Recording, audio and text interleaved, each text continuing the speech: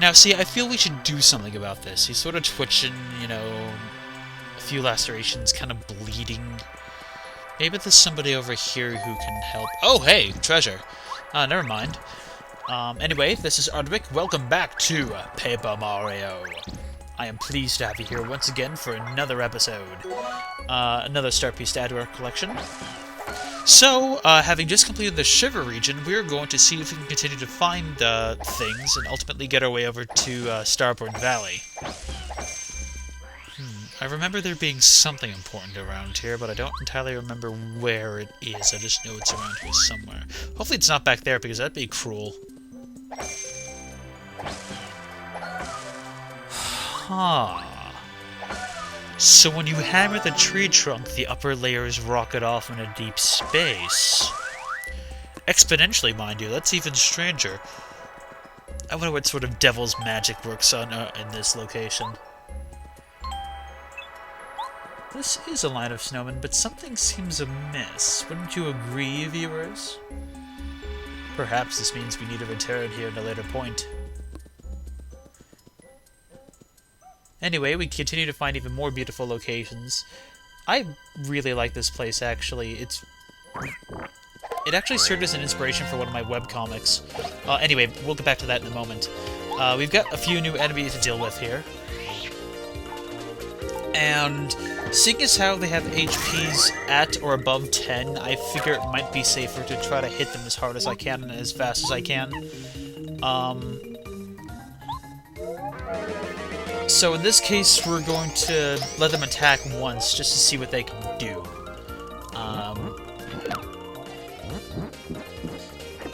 Yeah. So if you're not prepared, these guys will take you out very quickly. If it weren't for those badges that gave me extra defense as soon as, you know, I dropped below a certain HP, I would probably be dead by now. Actually, if it weren't for those badge combinations, I'd probably be dead many times over in this game. Keeping in line with wanting to hit them hard and fast and equally, it probably would be a good idea to try to hit them with something like, you know, like a Mega Quake or a Shooting Star, that sort of thing. In this case, I suppose we're going to try a Stopwatch to see if there's anything we can do to slow him down, because I don't really want to waste an important item.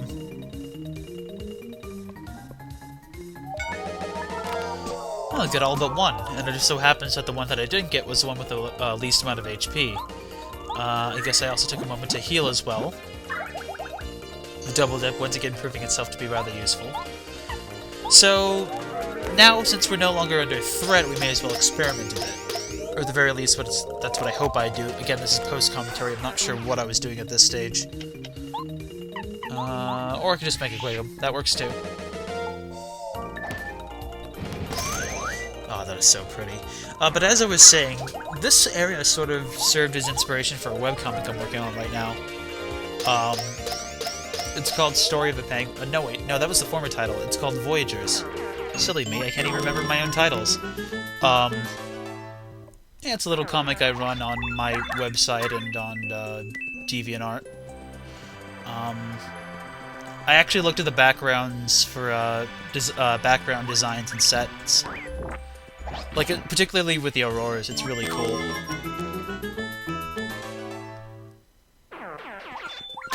And the city area that we were at a moment ago also served as inspiration for set design. I suppose I'll post a link at the bottom of the video in case you're interested in seeing what I was doing with it. Whoa.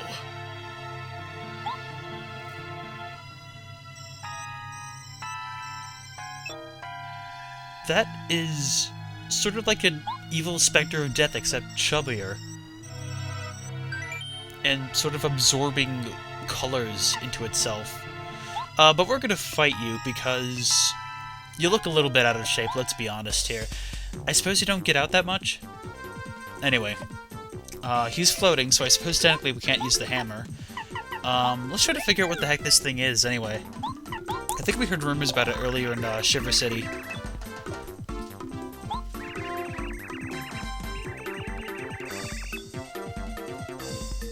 A nightmare, you say? Maybe it has dark powers which influence your thoughts. If it influenced your dreams all the way over in Goomba Village, this thing must have immense power and presence. Oh boy.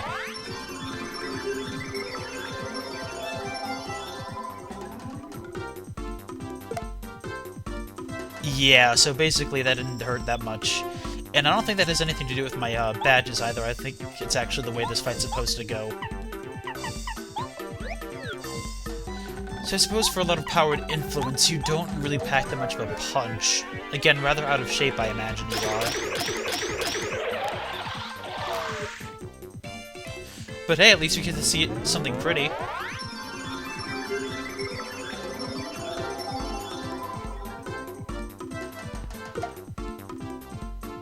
Gosh, that is so pretty. I love this chapter. Even if it is rather silly. But yeah, the major reason why I brought up the little tidbit about my webcomic is actually a point I wanted to bring up earlier. I was doing some research about the Paper Mario series, and remember earlier how I was complaining about Sticker Star, you know, the most recent Paper Mario game as of this date of the uploading episode? I'm not sure, maybe they'll have some more by the time you see this.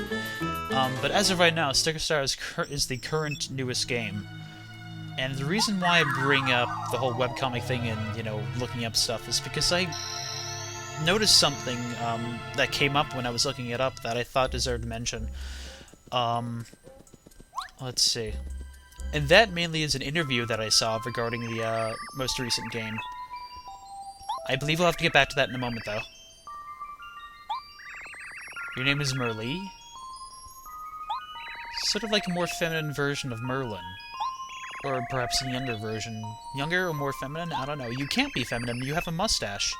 You have a orange, blondish mustache. That's peculiar.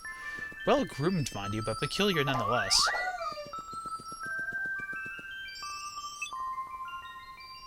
Right, I didn't even bother to mention that monster that we fought a moment ago was made up of a whole bunch of stars.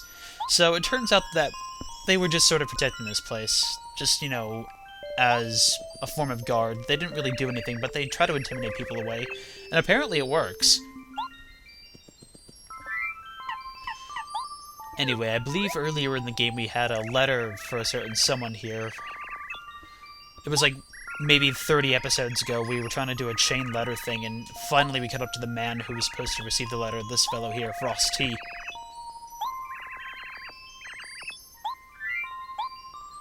Go ahead and have this thing. It's been sitting in our inventory for weeks. Years, possibly, if you include upload times. Or a year.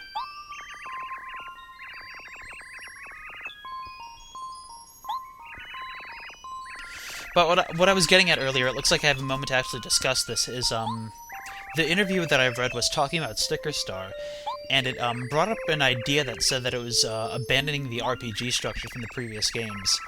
Now, I'm totally okay with adding new things to games. That's sort of what helps the industry grow and, you know, gives you more creative ideas.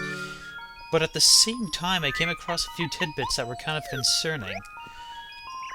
The first of which seems to be that they were deliberately trying to avoid traditional RPG build-up, like because they were trying to make things less like a Thousand-Year Door. And again, that's fine. If you guys want to be inventive, go right ahead.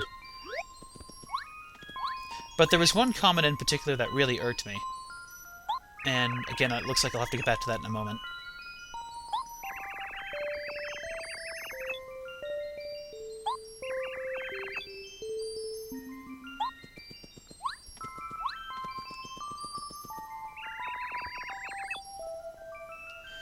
I'm working on it. It's pretty nice music here, too, actually, now that I'm listening to it. Really sort of simplistic, and I suppose that gentleman over there who invited us into his house won't mind if we spend a few hours in this guy's house first. You know, just sort of relaxing. To be fair, we've been outside for a long time and fought our way over here. It wasn't easy. A little bit of relaxation and rest seems fairly appropriate at this point. Unless you have a bed in there, too. Were you standing out here until I showed up? I've been asleep for hours. Right?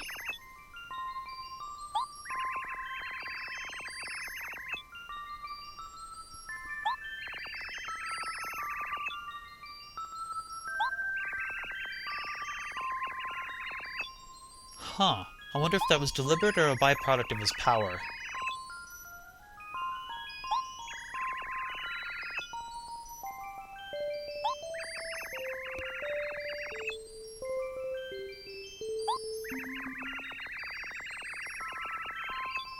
Right, we have gathered that so far. I believe that's new information.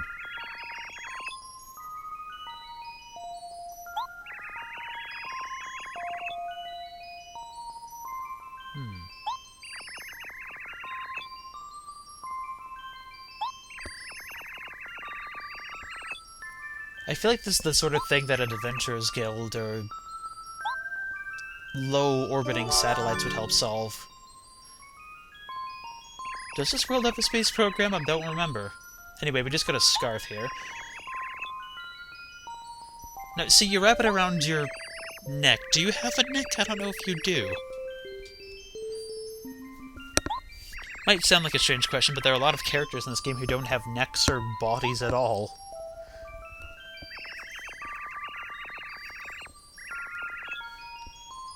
So unless we save the world, we'll live in a future in which these children don't have any sort of future prospects for their lives. They can never grow up to be what they strive to be. And that is actually tragic.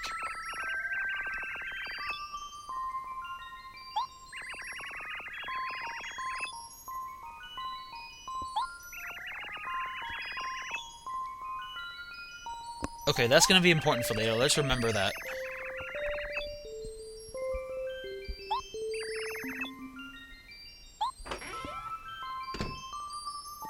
Right. So what I was getting at earlier, the unfortunate part about the interview that I saw is, and it said something along the lines of game design. Let's see.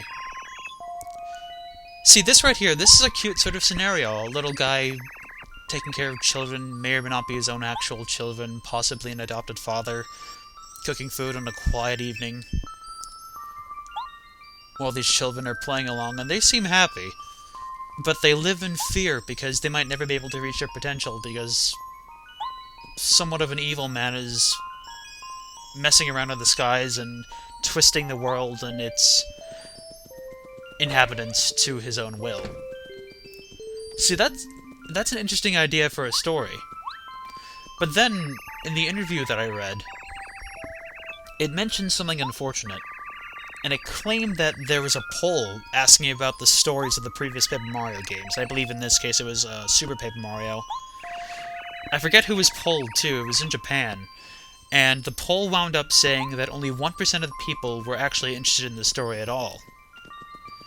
So what that meant is that they were going to be doing issues with the story. Like, they were going to be removing some of the... Oh, he doesn't look too good. Yeah, I forgot about him earlier. Can you get you out of there? Okay, I'll come back for you when I have more pressing issues. I have more pressing issues to attend to, but I'll come back. But what I was saying is that the poll resulted in less than 1% of the people being interested in the story. And I fear that that itself has resulted in the game developers not caring about the story. I believe in the later part of the interview it said that people only cared about getting from point A to point B. You play an RPG so you can fight the boss and that's it. And that's a terrible thought process when it comes to designing stories. But unfortunately it was that sort of thought process that went into designing Sticker Star. In fact, I also heard that people cared more about the gimmick than the actual adventure. Like, somebody mentioned that they enjoyed the flipping aspect of Super Paper Mario, and that's fine. That's could be an interesting gimmick. I have mixed views on the subject, but no. But the main issue I have is that I played this game in my childhood, and I'm sure other people have played games in their childhoods and learned different things, but I drew inspiration from this game to help me design the things I do now, like the webcomic I told you about earlier. And since the game developers are going out of their way to saying that they don't care about that sort of stuff, like they don't care about the story and they don't care about the design so much as they do the gimmick, it's sort of like an implication that what I personally cared about didn't matter. And something about that just rubs me the wrong way. Do you know what I'm saying? Anyway, I seem to have gotten distracted a bit. The purpose for what we just did a moment ago is to collect a scarf and a bucket, and looks like you should be able to tell where they go, obviously.